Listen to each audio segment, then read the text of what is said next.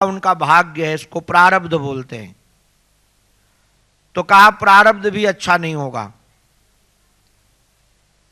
तो कहा चलो भाई प्रारब्ध न हो तो आवश्यकताएं कम हो और चित्त शांत हो, तब भी हमारा गुजारा शांति से हो जाएगा। किंतु बोले नहीं, आवश्यकताएं ज्यादा होंगी और चित्त अशांत होगा। ये चार काम लोगों के जीवन में देखने को मिलेंगे। आज की यदि वर्तमान काल की व्यवस्था को हम देखें तो ये चारों व्यवस्थाएं यदि हम बच्चों पर घटाने के लिए जाएं तो थोड़ा विपरीत लगेंगी, क्योंकि बच्चे आज जितना काम करने में कुशल हैं बूढ़े नहीं हैं। वो बच्चे आलसी नहीं हैं, किंतु जरा कभी ध्यान रखिएगा, एक बच्चा खेलने में आलसी नहीं है किंतु पढ़ने में आलसी है। तो उसके माता पिता कहेंगे कि क्या बहुत अच्छा बालक है, ये खेलता तो बहुत अच्छा है किंतु पढ़ता नहीं है। तो खेलने में आलसी हो गए, मतलब यदि वह काम खेलने में कुशल है तो उसको अच्छा नहीं मानेंगे। खेलने में भी कुशल हो और पढ़ने में भी कुशल हो। आजकल जो हम लोगों की दिशा काम करने की है, वह सुख पाने की जो कलाएं हैं उधर वो आलसी है। उधर आलसी क्या है कि यदि आप उसको कहो गीता पढ़ो तो नहीं पढ़ेगा, दर्शन शास्त्र का अध्ययन करो तो उसको कहेगा मुझको भाता नहीं है सब ये, हमसे दूसरा काम करा लो, हम ये सब करने वाले नहीं हैं। तो जहां से हमको सुख मिलना चाहिए वो काम करना चाहता नहीं। तो इसी का नाम हो गया आलस्य, जहां से हमको मिलेगा। अब रही बात बुद्धिमान की, तो आजकल बच्चे जितने बुद्धिमान हैं शायद पहले नहीं थे। हमारा तो यंत्र मोबाइल आदि का भी गड़बड़ होता है तो मैं बच्चे को पकड़ाता हूं कि देख बेटा क्या हो गया है, तो तुरंत ठीक कर देता है। आजकल बच्चे जितना तेज है, मैं तो देखकर कई बार दंग रह जाता हूं। नागपुर में मेरी कथा थी, एक बच्चा आया, संयोग से सिंधी बच्चा था, आकर मेरे से बोला, मुझे लगता है कम से कम शायद भर में ज्यादा से ज्यादा 10 साल का होगा। मेरे से कहता है कि महाराज जी हमने कहा क्या बात है? बोले कंस के पास बुद्धि थी कि नहीं? हमने कहा थी, बड़ा बुद्धिमान था। बोले नहीं थी उसके पास। हमने कहा क्यों? बोले कंस को आकाशवाणी सुनाई पड़ी थी कि निश्चित देवकी की 8वीं संतान हमारी काल होगी। तो उसने देवकी और वसुदेव को एक जेल में क्यों बंद किया था? अगर अलग अलग जेल में बंद करते तो बच्चे होते ही नहीं, और बच्चे होते नहीं तो कोई टेंशन था नहीं, मारने की भी जरूरत नहीं पड़ती। हमने कहा ये बात तो मेरे दिमाग में कभी नहीं आई।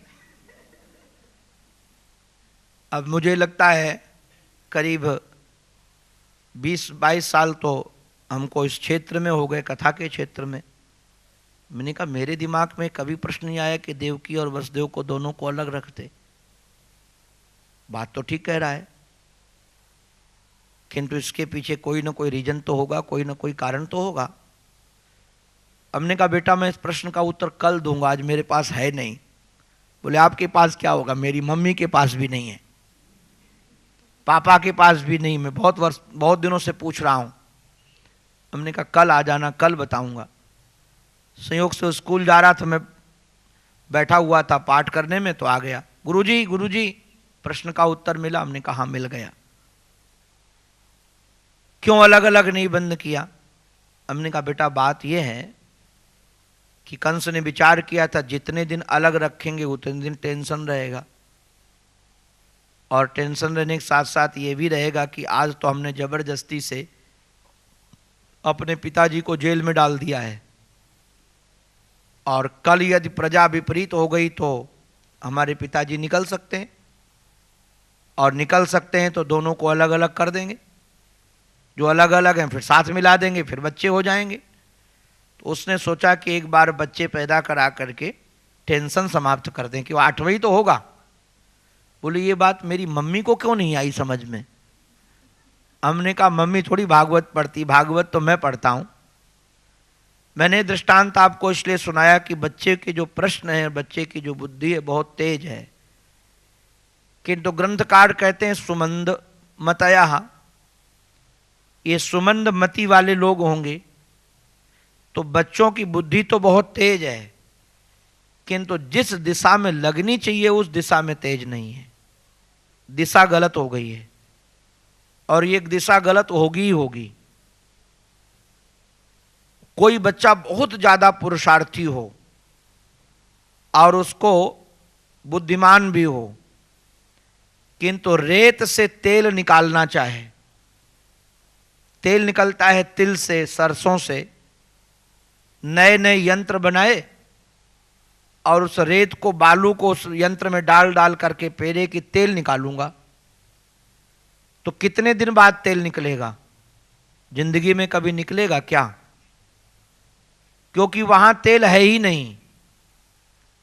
अब जो जहां सुख नहीं है, जहां आनंद नहीं है, वहां से हम पूरे ऊर्जा के साथ, पूरे सामर्थ्य के साथ लगें, बुद्धिमान बनकर लगें, तो जो बुद्धिमान लोग हैं उसकी ऊर्जा को, बुद्धिमानी को नासमझी कहेंगे कि नहीं कहेंगे? क्योंकि दिशा गलत हो गई। और शांत चित्त से लोग बैठते नहीं हैं। अब शांत चित्त से बैठते नहीं है क्योंकि आवश्यकताएं ज्यादा हैं। आवश्यकता ज्यादा होने के कारण चित्त शांत नहीं हो सकता है। तो 4 समस्याएं मैंने आपके सामने रखी। आलस्य, मंदभाग्य, और तीसरा है प्रारब्ध, कि प्रारब्ध में हमारे हो पूर्व कर्म किया हुआ। तो पूर्व कर्म क्या है? जो पहले कर्म किया उसी का नाम प्रारब्ध है। तो अभी हम मूलधन इकट्ठा ही नहीं करते हैं तो प्रारब्ध बाद में मिलेगा क्या? कुछ मिलेगा ही नहीं, तो वो भी है नहीं। और चित्त अशांत है तो सुखी जीवन बन नहीं सकता। वेदव्यास जी महाराज ने जब देखा, जिनका पूर्व नाम कृष्ण द्वैपायन है, उन्होंने देखा कि दुनिया को कैसे हम सुखी बनाएं। मेरी एक बात पहले समझ में नहीं आती थी। एक कबीर का दोहा बड़ा प्रसिद्ध है। कबीर जी महाराज कहते हैं, राजा दुखी, प्रजा दुखी, साधु के दुख दूना, कहे कबीर सुनो भाई साधो, एकहु घर नहीं सूना। बोले राजा भी दुखी है और प्रजा भी दुखी है, और इन दोनों से ज्यादा दुख दूना किसका है? साधु का। तो जब मैं ये बचपन में पढ़ता था तो मुझे लगता था साधु को किस बात का दुख होगा? संतानें हैं नहीं तो कोई टेंशन नहीं, भाई बच्चे होते तो पढ़ाना है, उनको सेट करना है, अमुक करना है, ढमुक करना है, गृहस्थ के जीवन विवाह करना है, बच्चों क्या क्या बवाल है। और साधु के पास तो है नहीं। और राजा का अपना टेंशन है, क्योंकि इतनी बड़ी प्रॉपर्टी, इतने बड़े लोग, सबको संभालना तो बड़ा कठिन है। किंतु ये साधु को क्यों दुख दूना होता है, ये बात हमको समझ में नहीं आती। अब समझ में आती है। साधु का अंतःकरण ऐसा अंतःकरण बन जाता है कि वो दूसरे के दुख को नहीं देख सकता। तुलसीदास जी महाराज ने तो एक उपमा साधु हृदय की लिखी। बोले संत हृदय नवनीत समाना, कहा कबिन पर कहब न जाना। लोगों ने कहा कि संत का हृदय नवनीत के समान होता है, कवियों ने कहा किंतु कहना नहीं जाना। क्यों नहीं कहना जाना? बोले नवनीत माने मक्खन होता है, तो मक्खन बहुत कोमल होता है, वो तो बर्फ के कारण जम जाता है, वो अलग बात है, थोड़ी गर्मी लगती तो पिघल जाता है, बहुत कोमल होता है। बोले लोगों ने, कवियों ने कहना क्यों नहीं जाना? तुलसीदास जी महाराज कहते नवनीत में मक्खन में और संत हृदय में फर्क है। क्या फर्क है? बोले निज परिताप द्रव्य नवनीता। मक्खन अपने परिताप से, अपनी गर्मी से, उसमें गर्मी दी जाए तो पिघल जाता है। पर दुख द्रव्य ही सो संत सुपुनीता। साधु अपने दुख से दुखी नहीं होता है। वह दुखी जब होता है तो दूसरों के दुख से दुखी होता है। सामने वाले को जब दुखी देखेगा तो उसको लगता है कि क्या हम करें जो ये सुखी बन जाए, क्या उसको दे दें। हम तो गुरुजनों का कभी चिंतन करते हैं तो हृदय भर आता है कि कैसी करुणा। ऐसे नहीं कि जान अनजान में नहीं कि ये हमारा शिष्य है इसलिए सुखी बन जाए, ये हमको सम्मान देता है इसलिए सुखी बन जाए। हमने तो एक संत के ऐसे दर्शन किए, कई बार स्मरण आता है तो लगता है इसका नाम साधुता है।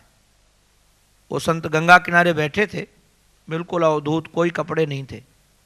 मैं कुछ वेदांत का प्रश्न पूछ रहा था, वो उत्तर दे रहे थे। वो दोपहर का समय था। एकदम वो प्रवचन करना बंद करके उनके यहाँ पर एक कीड़ा निकला था। कीड़े को निकाल करके उठाया और उठा करके बोले बाहर जाओगे तो मर जाओगे, बाहर गर्मी बहुत है। और उठा करके इधर जांग में फिर रख दिया। तो हम समझ नहीं पाए कि बाहर जाओगे तो मर जाओगे, फिर अंदर रख लिया। तो बाद में मैंने पूछा, जब वहाँ से चलने लगा तो दिखाया घाव उन्होंने, एक बहुत बड़ा घाव था, उसमें बहुत कीड़े पड़ गए थे। तो बोले कि ये कीड़े यहाँ पल रहे हैं, ये बाहर हवा लगेगी तो मर जाएंगे, तो यहाँ बने रहें तो जिंदा बने रहेंगे। हमको लगा रे इसका नाम साधु है। ये नहीं कि जो उनको माने उन्हीं का कल्याण करें या उन्हीं की शुभ चिंता करें। वो अब कीड़ा तो दुख ही दे रहा है, किंतु उसके भी कल्याण की बात उनके चित्त में भर गई है कि उसका भी कल्याण हो, उसका भी सुखी रहे, वो मरे नहीं। तो साधु नाम इसका है। साधु नाम किसी वेश का नहीं है कि अमुक वेश का नाम साधु है। साधु कहीं भी, किसी स्त्री शरीर में, पुरुष शरीर में, कहीं भी किसी के यहां साधु हो सकते हैं। साधु माने होता है जो सबका सहे और सबके कल्याण के लिए काम करे, सबकी सहकर सबके कल्याण के लिए काम करे। तो स्वाभाविक है जब ऐसा हृदय होगा किसी व्यक्ति का तो दुनिया का दुख देखेगा तो दुखी होगा कि नहीं होगा? तो स्वाभाविक है कि साधु का दुख दूना होगा, क्योंकि वो समाज के दुख से दुखी है।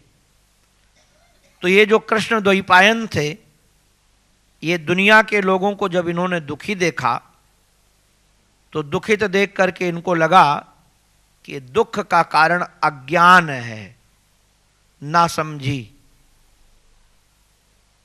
और सचमुच में सुख का कारण ज्ञान और दुख का कारण अज्ञान। इसको यदि हम व्यवहारिक जगत पर कोई बात आपके सामने रखें, हमारे पास में, आपके पास में मानो 1,00,000 दिराम रखे हैं, यहां का धन, करेंसी, किंतु आपको पता न हो तो क्या आपको सुख मिलेगा उसका? हमारे पास है किंतु हमको पता नहीं है, नहीं मिलेगा। अच्छा, दूसरी बात, ज्ञान इसलिए सुख है, जितने भी हैं, इसको दूसरे दृष्टांत से देखो। ये हमारे देवताओं को कुछ दुकान में काम हो या ग्राहक आ गया हो, वहां से नौकर फोन करे कि बाबूजी जल्दी आ जाओ, और ये भोजन करने बैठे हैं। इनका दिमाग चला गया दुकान में कि जल्दी जल्दी खाकर जाना है। पत्नी ने 2-3 घंटे लगा करके परिश्रम करके भोजन बनाया था, स्वादु भोजन, किंतु यदि आपका दिमाग दुकान में चले जाएगा तो भोजन का स्वाद मिलेगा? प्रेम नहीं मिलेगा। क्यों नहीं मिलेगा? क्योंकि भोजन का, खाने का ज्ञान ही नहीं मिला हमको। मन हमारा वहां चला गया ना। तो भोजन जरूर हमने टंकी में डाल लिया, किंतु उसके स्वाद को हम नहीं ले पाए। स्वाद को न लेने के कारण उसका ज्ञान नहीं मिल पाया, तो उसका रस नहीं मिल पाया, सुख नहीं मिल पाया। ऐसे कोई भी, ये तो हमने उदाहरण एक आध दे दिया आपको कि आप समझ सको। संसार में जितने भी हमको आपको सुख मिलते हुए नजर आते हैं वो सारे ज्ञान के हैं। ज्ञान से सुख होता है और अज्ञान से दुख होता है, नासमझी से दुख होता है। एक दूसरा उदाहरण आपके सामने रखूं। हम लोग रास्ते में जा रहे हैं, उस रास्ते में पूरा प्रकाश नहीं है, थोड़ा थोड़ा प्रकाश भी है और अंधकार भी है। इतने में हमको लगा कि एक सर्प पड़ा है रास्ते में। हम डर गए और भयभीत हो गए कि कहीं हमको काट न ले, हम उधर नहीं जाएंगे। किंतु थोड़ी देर में किसी ने टार्च दिया और आपने टार्च लगा करके देखा तो सर्प नहीं था, रस्सी पड़ी थी। तो रस्सी का ज्ञान न होने के कारण हमको दुख हुआ कि नहीं हुआ? हम भयभीत हो गए। अगर हमको रस्सी का ज्ञान होता तो हमको भय नहीं लगता। इसका अभिप्राय है कि जितने भी हमको दुख मिल रहे हैं वो दुख के पीछे अज्ञान है, ज्ञान नहीं है। तो ये कृष्ण द्वैपायन ने विचार किया कि सबको हमको सुखी बनाना है, सबको आनंद में बनाना है। तो उन्होंने पहले जो वेद एक था, वेद माने होता है ज्ञान का समुदाय, वेद माने ज्ञान ही होता है, विद ज्ञाने हैं।